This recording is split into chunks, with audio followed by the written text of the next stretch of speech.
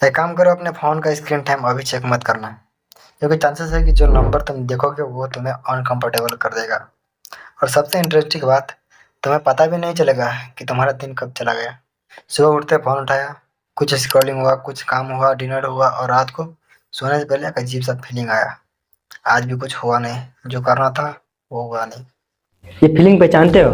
ये एग्जॉशन नहीं है, ये गिल्ट है। और ये गिल्ट इसलिए नहीं आता क्योंकि तुम लेजी हो या काम चोर हो। ये इसलिए आता है क्योंकि तुम्हारे पास टाइम था और फिर भी कुछ हुआ नहीं। वो टाइम कहाँ गया तुम्हें समझ में नहीं आया। इसलिए आज मैं तुमसे टाइम मैनेजमेंट के बारे में बात करना चाहता हूँ, लेकिन मैं वो वाला बात नहीं करूँगा जो तुम पहले सुन चुके हो। मैं तुमसे कुछ ऐसा बोलूँगा जो एक्चुअली काम करता है, क्योंकि रियल लाइफ में हम खुद से डिस्ट्रैक्ट नहीं होते। इसके पीछे एक पूरा सिस्टम काम करता है। पहले बात करते हैं एक गलत बिलीव के बारे में। बहुत लोग सोचते हैं कि उन्हें ज़्यादा टाइम चाहिए, काश दिन में 2 घंटे और होते। लेकिन सुनो, तुम्हारे पास भी वही 24 घंटे हैं जो उस इंसान के पास है जो तुमसे 10 कदम आगे है। डिफरेंस टाइम का नहीं है, डिसीजंस का है।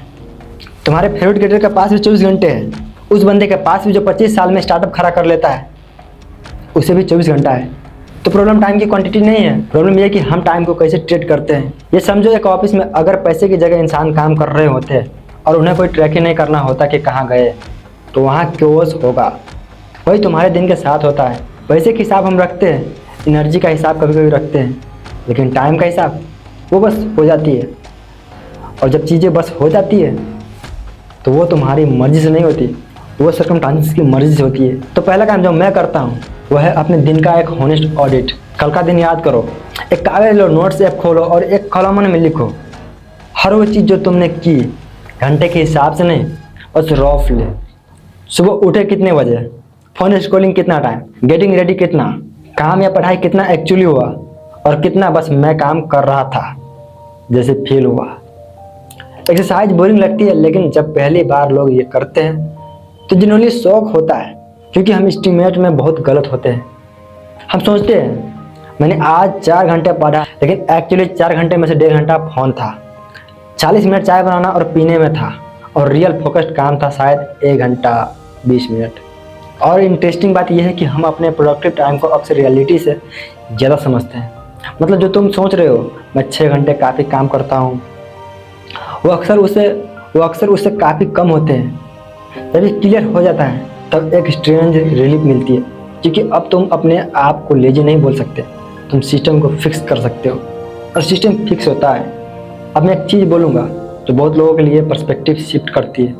टाइम मैनेजमेंट सिर्फ टाइम के बारे में नहीं है, ये एनर्जी के बारे में है। सोचो, सुबह 9 बजे वाला तुम अलग हो, रात को 11 बजे वाला तुम अलग हो। अलग इसलिए नहीं कि टाइम अलग है, अलग इसलिए कि एनर्जी अलग है, डिसीजन मेकिंग कैपेसिटी अलग है, फोकस की एबिलिटी अलग है। अगर तुम अपना सबसे इंपॉर्टेंट काम रात को करते हो जब ब्रेन ऑलरेडी 8 डिसीजंस ले चुका है, जब फोन ने 3 बार डिस्ट्रैक्ट किया है, जब फिजिकली भी थकान है, तो तुम एक हार्ड प्रॉब्लम को अपनी वर्स्ट वर्जन के साथ सॉल्व करने की कोशिश कर रहे हो। ये टाइम मैनेजमेंट नहीं है, ये सेल्फ सेबोटेज है। चाहे इंटेंशन कुछ भी हो, तो ये पहचानो तुम्हारा पीक टाइम कब है।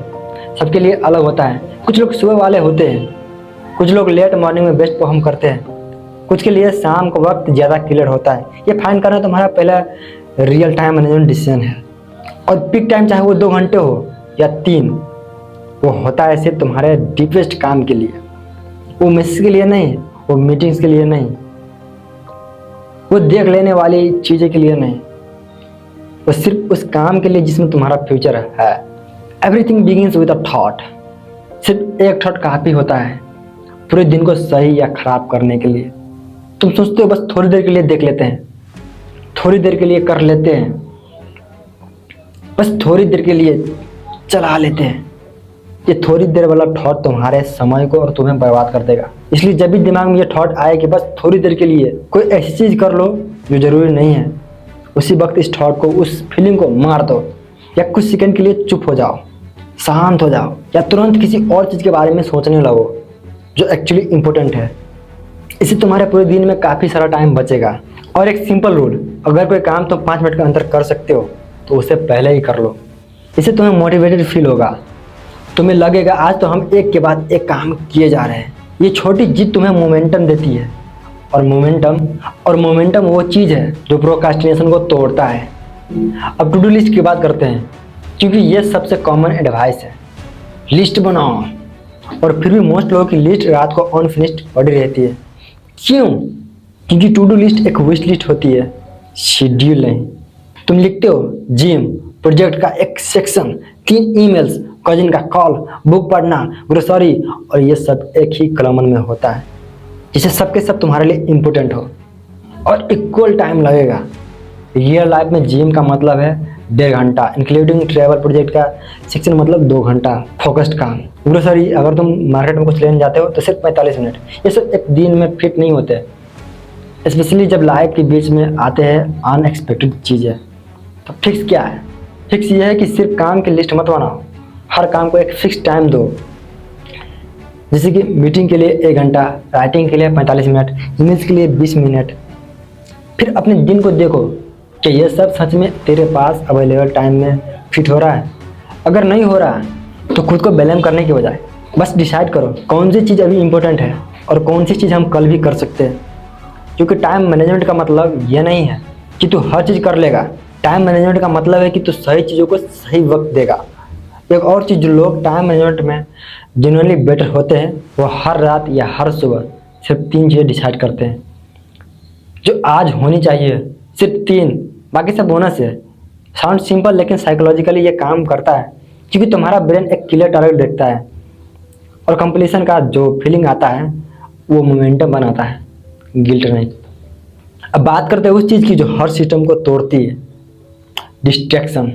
ये जनरेशन 18 से 13 साल के बीच वाली पहली जनरेशन है जिसको प्रोफेशनली डिजाइन किया हुआ डिस्ट्रैक्शन फेस करना पड़ रहा है।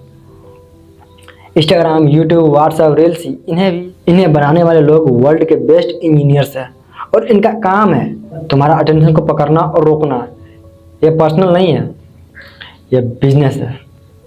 तो जब तुम मैं कंसंट्रेट नहीं कर पा रहा बोलते हो, तब एक्चुअली एक बहुत अनइक्वल फाइट चल रही है। तुम एक सेकेंड में डिसाइड करते हो नहीं देखना है, और दूसरी तरफ एक कंपनी का फुल टीम है जो 10 साल से इंजीनियर कर रही है कि तुम स्क्रॉल करते रहो। इसलिए हर बार जब तुम फेल होते हो फोकस करने में, इसका मतलब ये नहीं है कि तुम वीक हो। कभी कभी तुम बस एक ऐसे इन्वायरमेंट में हो जो तुम्हारे अगेंस्ट डिजाइन हुआ है। और एक्चुअली मैं ये बोलना चाहता हूँ कि ये विल पावर की प्रॉब्लम नहीं है अकेला, ये इन्वायरमेंट की प्रॉब्लम है और इन्वायरमेंट फिक्स की जा सकती है। सबसे सिंपल फिक्स, काम करते वक्त फ़ोन दूसरे रूम में रख दो, not on silent, not face down, दूसरे रूम में। स्टडीज शो करते हैं कि सिर्फ फ़ोन का विजुअल होना इवन इफ ऑफ है कॉग्निटिव कैपेसिटी रिड्यूस करता है, क्योंकि एक part of brain constantly monitoring कर रहा होता है उसे। सेकेंड, फिक्स नोटिफिकेशन बंद करो। ये अनकंफर्टेबल लगता है पहले, लेकिन सोचते रहो लास्ट मंथ में कितने बार कोई नोटिफिकेशन आई जो जेन्युइनली अर्जेंट थी और जो 2 घंटे में रिप्लाई करना पॉसिबल नहीं था। ऑलमोस्ट नेवर, क्योंकि एक्चुअल में इमरजेंसी में लोग कॉल करते हैं, मैसेजेस नहीं। नोटिफिकेशन का काम है तुम्हें फील कराना कि तुम कनेक्टेड हो, लेकिन एक्चुअली वो हर बार तुम्हारा एक माइक्रो अटेंशन चंक ले जाता है और वो चंक से मिलकर तुम्हारा पूरा दिन खा जाता है। अब एक ऐसी बात जिसे लोग स्किप करते हैं, टाइम मैनेजमेंट। रेस्ट मतलब प्रॉपर रेस्ट, ये प्रोडक्टिव का इनमाइन नहीं है, ये प्रोडक्टिव फोन की कंडीशन है। जो लोग सोचते हैं मैं ज़्यादा काम करूँगा तो ज़्यादा होगा, उन्हें शॉर्ट टर्म में कुछ रिजल्ट्स मिलते हैं, लेकिन 2-3 हफ्ते के बाद वो सेम लोग बर्नआउट में होते हैं। आउटपुट ड्रास्टिकली गिरता है, क्रिएटिविटी गिरता है और फिर वो रिसर्च के नाम पर 3-4 दिन कुछ नहीं करते, जो ओवरऑल में ज़्यादा टाइम वेस्ट है। सस्टेनेबल प्रोडक्टिविटी में ब्रेक सिर्फ अलाउड नहीं है, कोई शेड्यूल है। काम के बीच में 10 से 15 मिनट का जेन्युइन ब्रेक, मतलब फ़ोन नहीं, मतलब लिटरली बैठ जाना या थोड़ा वॉक करना या आंखें बंद करना, ये ब्रेन को रीसेट करता है और ये लगता है टाइम वेस्ट जैसे, लेकिन अगला काम तुम फास्टर और बेटर करते हो। दिन में एक सॉलिड फ्री टाइम ब्लॉक जिसमें प्रोडक्टिव प्रेशर नहीं है, ये ऑप्शनल नहीं है अगर तुम कंस्टेंटली परफॉर्म करना चाहते हो। ये मेंटल क्लैरिटी मेंटेन करता है। और रात की नींद ये निगोशिएबल है। 6 घंटे पर काम करने वाले लोग कॉन्स्टेंटली वर्स परफॉर्म करते हैं। 8 घंटे वालों से चाहे उन्हें लगता हो कि वो ठीक है। स्लीप डेप्रीवेशन सेल्फ अवेयरनेस भी रिड्यूस करता है, इसलिए नींद कम करने वालों को लगता है कि नहीं, कि उनका परफॉर्मेंस गिर रहा है। तो मैं क्या कहना चाहता था ये पूरी बात में, ये नहीं कि एक परफेक्ट रूटीन बनाओ और फॉलो करो, क्योंकि परफेक्ट रूटीन एग्जिस्ट ही नहीं करते। हर दिन अलग होगा, कुछ दिन सब प्लान होगा, कुछ दिन लाइफ आएगी बीच में, मैं ये कहना चाहता हूँ कि टाइम मैनेजमेंट एक स्किल है, एक पर्सनालिटी ट्रेट नहीं। मतलब ये तुम्हें होती नहीं जन्म से, ये सीखी जाती है। और सीखने का मतलब है ट्राई करो, देखते जाओ क्या काम किया, एडजस्ट करो, अपने दिन का हॉनेस्ट ऑडिट करो, अपना पीक टाइम पहचानो, अपने 3 मोस्ट इंपोर्टेंट काम डिसाइड करो रोज, फोन का इन्वायरमेंट फिक्स करो और रेस्ट को सीरियसली लो। ये सब एक साथ करने की जरूरत नहीं है, आज एक करो कल एक और, कॉन्स्टेंटली थोड़ा बेटर। ये एक साल में काफी होता है, इतना कि पहचाने नहीं जाओगे खुद को। क्योंकि आखिरी में प्रॉब्लम ये नहीं कि तुम्हारे पास टाइम कितना है, प्रॉब्लम ये है कि तुम अपनी जिंदगी का कितना हिसाब कॉन्शियसली चूज कर रहे हो। तुम्हारा फ्यूचर एक दिन में नहीं बनता, लेकिन हर दिन के चॉइसेस से जरूर बनता है। अगर ये वीडियो तुम्हें इन्फॉर्मेटिव लगा तो एक लाइक और शेयर जरूर कर देना, और चैनल पर नए हैं तो चैनल को सब्सक्राइब जरूर कर लेना। बाकी हम मिलते हैं किसी और सेल्फ इंप्रूवमेंट वीडियो में, तब तक के लिए बाय बाय।